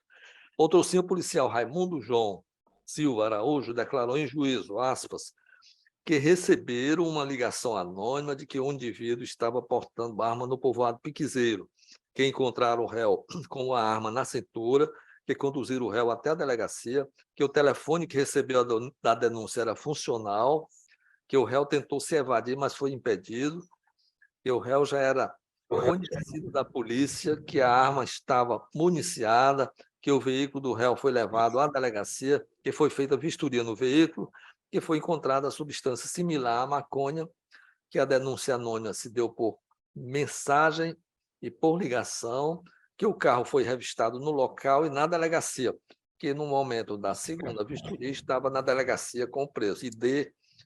Está no ID 1820-4204, página 6. Por sua vez, a testemunha Fabrício da Cruz dos Santos declarou, sob o crivo do contraditório da ampla defesa, que, aspas, que no dia do ocorrido recebeu pedido de apoio da guarnição de Belágua para atender ocorrência onde o réu estava portando arma de fogo e ameaçando pessoas, que o réu tentou se evadir e recebeu voz de prisão, que foi encontrado armamento com o indivíduo, que foi levado à delegacia, que na delegacia foi feita vistoria no carro do réu, onde foram encontradas buchas de substâncias análogas à maconha, que a denúncia foi feita para o telefone funcional da PM de Belágua, que algumas denúncias apontavam que o réu era chefe do tráfico na região, que o réu tem certo grau de periculosidade, por isso fora reconhecido pela polícia, que foi encontrada arma municiada, que foi feita revista no carro na delegacia, que foi feita vistoria preliminar no local, que a vistoria preliminar foi feita pelo cabo PM Raimundo João, que a vistoria na delegacia foi feita por ele mesmo, que a droga foi encontrada na vistoria de delegacia, que o sargento PM João Martins entrou em contato após ter sido ouvido, mas não repassou qualquer orientação, que o cabo Raimundo João conduziu o veículo do piquezeiro até a delegacia, que apenas o carcereiro presenciou a vistoria na delegacia. Está no ID 1820-4204, página 6 e 7.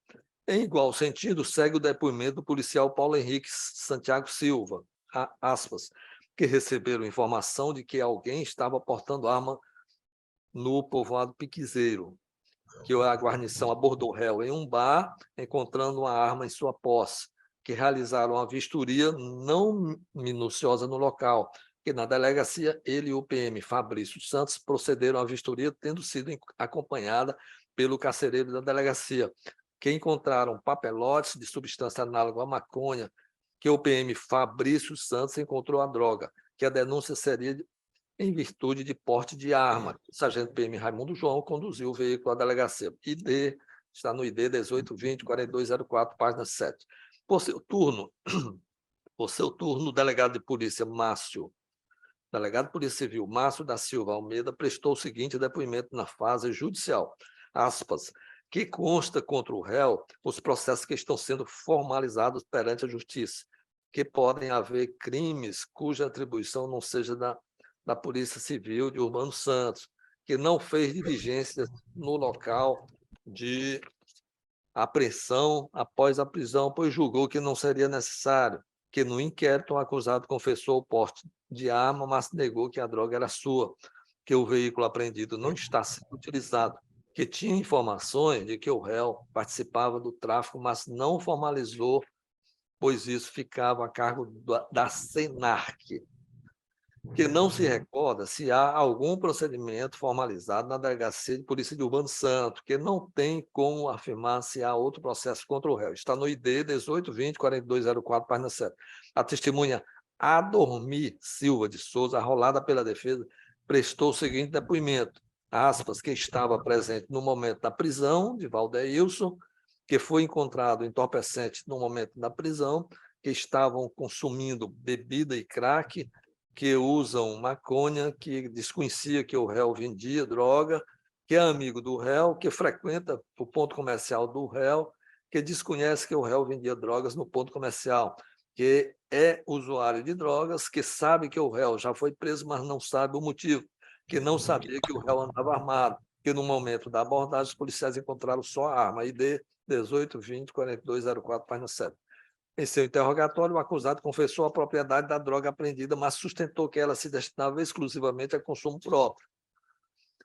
Aspas, que é inocente e é viciado, que está em tratamento médico por ansiedade, que tem 4 filhos que dele dependem, que a arma era realmente sua, que tinha adquirido a droga para usar, que a droga estava no veículo, que a droga era para uso pessoal, que a droga estava numa sacola no porta-luvas do carro, que já foi preso por outro crime, que usava o veículo para trabalhar, que adquiriu o veículo através de financiamento, que nunca disparou a arma que estava portando, que não integra organização criminosa. Isso está no ID 18, 20, 4204, página 7. Como se vê, restou incontroverso, através das provas obtidas na fase judicial, que o acusado guardava e tinha em depósito no interior de seu veículo 10 buchas, aqui está entre aspas, de maconha, prontas para consumo, tendo o próprio recorrente admitido a propriedade da droga apreendida, destinada, entretanto, ao seu próprio consumo, conforme diz. Por outro lado, ainda que a abordagem policial inicial tenha sido motivada pelo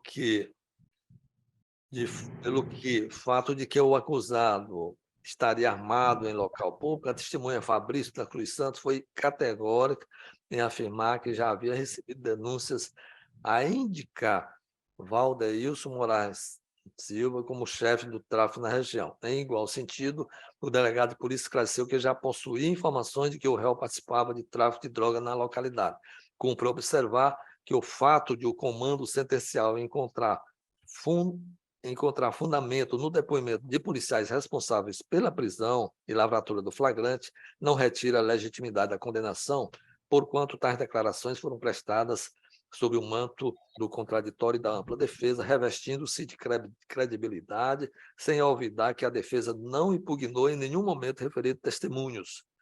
Sobre a matéria, nossas cortes superiores firmaram o entendimento no sentido de que o fato de as testemunhas arroladas pela acusação serem os mesmos policiais que participaram da operação que culminou com a apreensão de substâncias entorpecentes não afasta a validade de seus depoimentos, moralmente quando corroborados com o conjunto probatório colhido na fase processual, tendo em vista a circunstância de que prestados reitere-se com regular observância dos princípios do contraditório e da ampla defesa.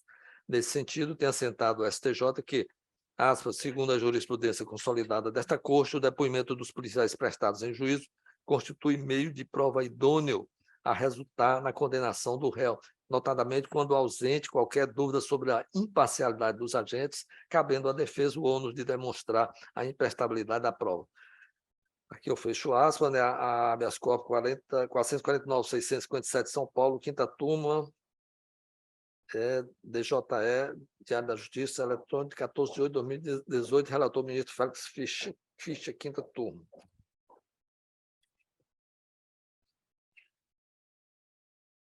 Vamos lá. Restou consignado pelo magistrado de base na sentença condenatória, ademais, que o apelante, aspas, pertence à organização criminosa a qual lhe ensejou condenação definitiva por sentença penal condenatória transitada em julgado nos autos do processo número 0014.916.90.2017, 810.0001, por assalto a banco, veio até Urbano Santo, abriu um comércio para lavar dinheiro com o produto do ilícito, inserindo dentro das referidas atividades o tráfico de drogas. E no momento da prisão em flagrante, o réu estava em um bar, no povoado Piquezeiro, com arma na cintura, fato costumeiramente praticado na região com o intuito de se manter na condição de chefe do tráfico local, ao passo que as drogas estavam embaladas e preparadas para comercialização, escondidas no porta-luvas do carro, em local reconhecido como ponto de venda de drogas, conforme depoimentos testemunhados. Aqui eu fecho aspas. Ressalte por oportuno que o crime de tráfico de drogas é de ação múltipla, infringindo no ordenamento jurídico o cidadão que praticar qualquer um dos 18 núcleos do tipo previsto no artigo 33, caput da Lei 11.343.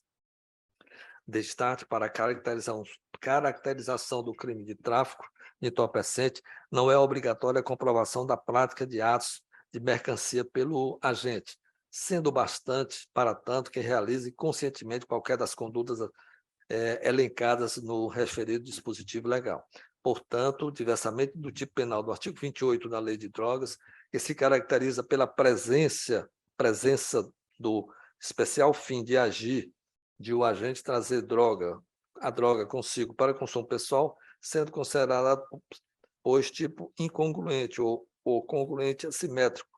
Os crimes de tráfico de drogas são espécies de tipos congruentes, vez que há uma perfeita adequação entre os elementos objetivos e subjetivos do tipo penal, isto é, são infrações desprovidas de qualquer outro elemento subjetivo o chamado dolo específico da doutrina tradicional, o especial fim de agir. Conforme preceitou o parágrafo 2º do artigo 28, aspas, para determinar se a droga destinava-se a consumo pessoal, o juiz atenderá à natureza e à quantidade da substância apreendida, ao local e às condições em que se desenvolveu a ação, às circunstâncias sociais e pessoais, bem como à conduta e aos antecedentes do agente. No caso sob exame, embora o quantitativo de droga apreendido não seja de grande monta, 6 gramas de maconha, não pode ser considerada inexpressiva, ao passo que a forma de acondicionamento, 10 porções ensacadas, bem como o contexto em que a droga foi apreendida, as condições da prisão em flagrante, o acusado portava uma arma de fogo na cintura e estava com R$ 723,70 em espécie, e as declarações dos agentes públicos são elementos de prova seguros e idôneos que conduzem à legítima conclusão de que a conduta descrita na denúncia amolda-se perfeitamente àquela descrita no artigo 33, caput da Lei 11.343 de 2006, mais especificamente quanto aos núcleos guardar e ter em depósito, em conformidade com o que for reconhecido pelo magistrado sentenciante. Eu cito alguns julgados a esse respeito de tribunais superiores e prossigo dizendo, desse modo, entendo inexistir dúvida quanto à autoria e materialidade do delito de tráfico de drogas, rejeitando-se, por essa razão, a pretensão desclassificatória. Passo a apreciar as teses recursais subsidiárias atinentes à dosimetria da pena.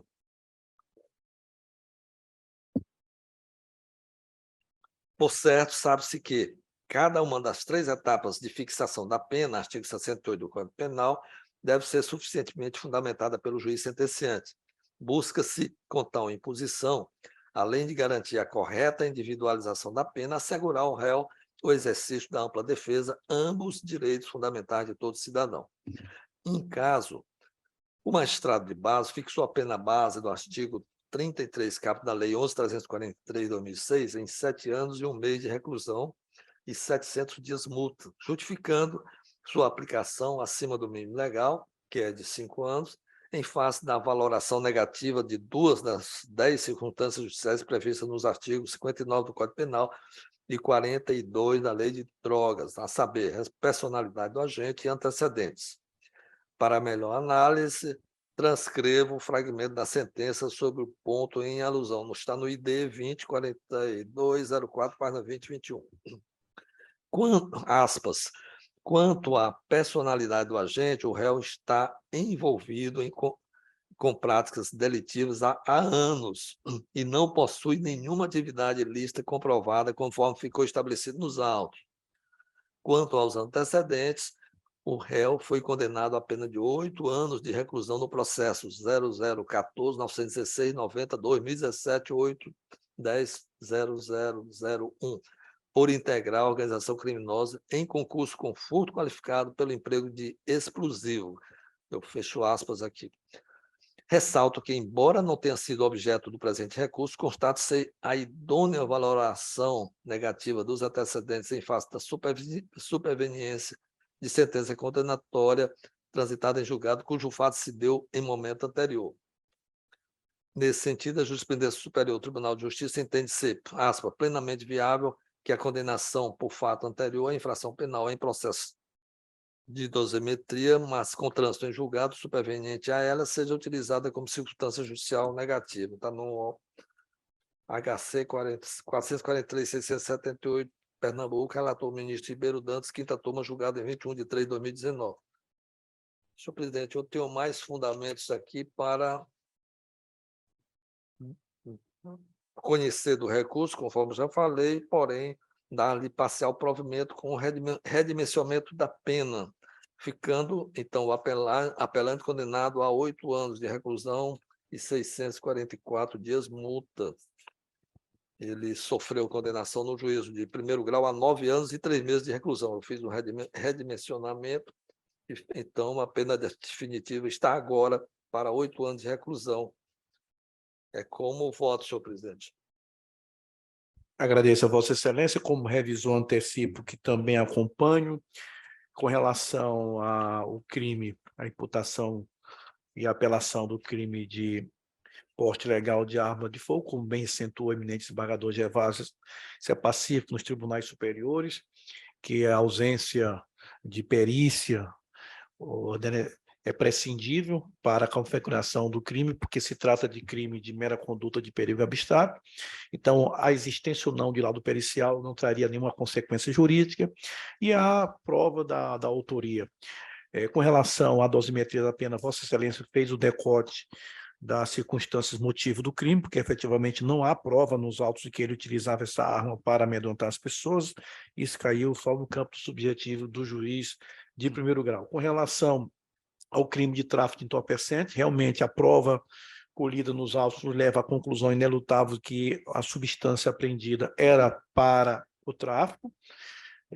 A prova testemunhal não traz nenhuma dúvida, não há possibilidade de se reconhecer o tráfico privilegiado em razão de condenação anterior.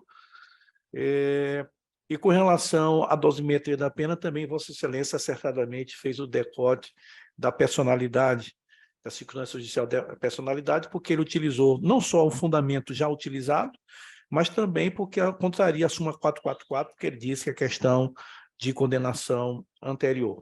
E repito que não dá para se reconhecer o tráfico privilegiado em razão de condenação anterior, que não foi reconhecida a reincidência, porque se trata apenas de maus antecedentes. Então, com essas considerações, sem mais delongas, eu acompanho as inteiras, Vossa Excelência. Como voto o eminente desembargador Gervásio.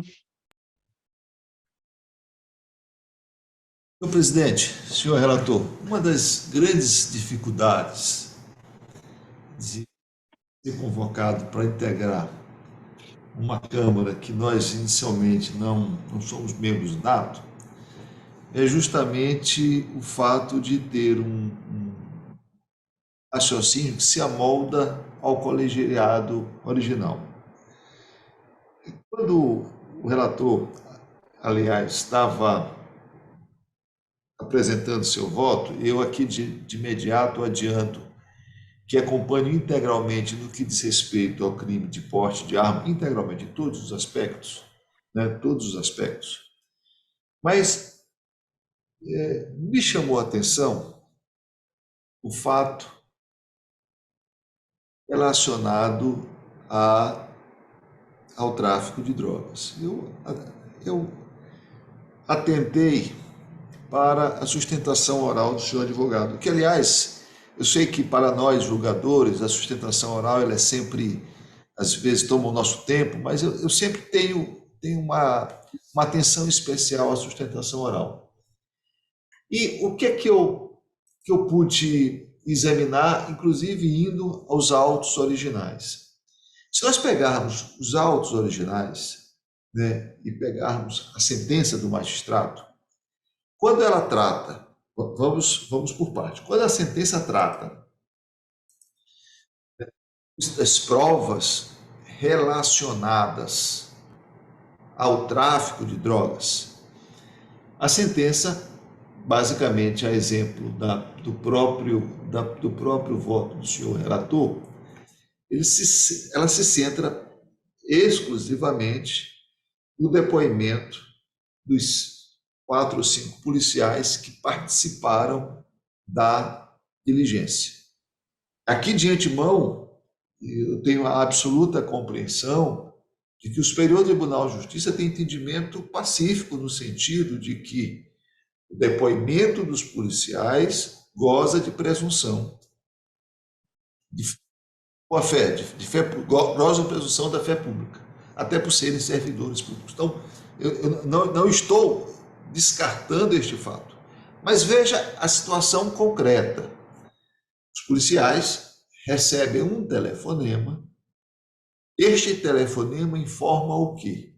Este telefonema informa que o apelante está num determinado bar com a arma na cintura e a informação do telefonema diz que é ameaçando outras pessoas. É essa motivação da diligência. Portanto, os policiais, então, se deslocam até o povoado e lá, efetivamente, encontram o apelante com a arma na cintura, dão a voz de prisão, e aí vão fazer uma vistoria no carro.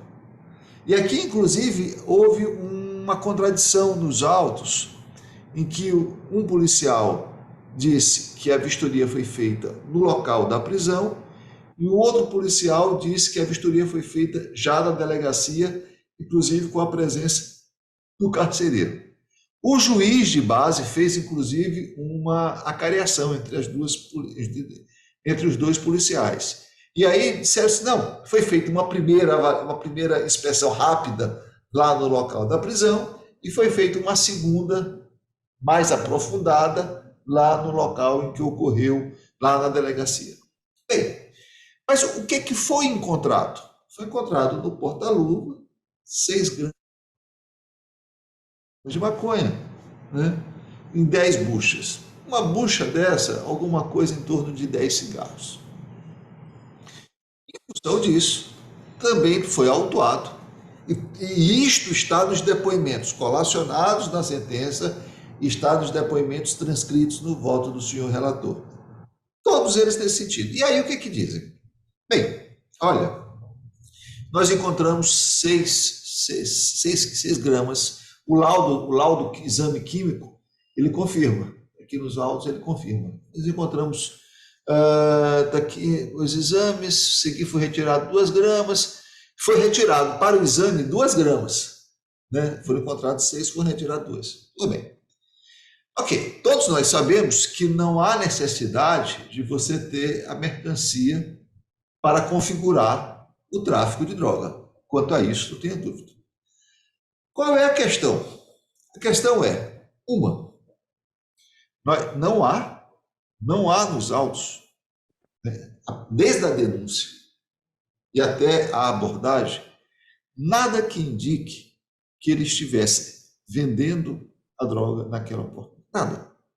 Não há alguém que consumiu, não há na denúncia a informação. Segundo, a droga não estava com ele. Ou seja, quem vai vender uma droga, fica com ela para vender. A droga estava no porta-luva do carro.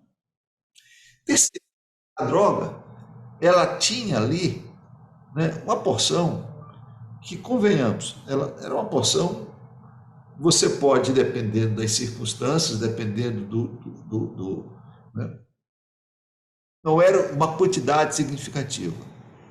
Quarto, você tem o depoimento dele, ele confessa, ele diz claramente, olha, eu tinha arma, mas embora ele diga, essa droga foi plantada, a testemunha rolada pela defesa disse, não, ele consumia. Nós temos aí, é isto, concreto. Aí você vai para o depoimento do delegado, doutor Márcio.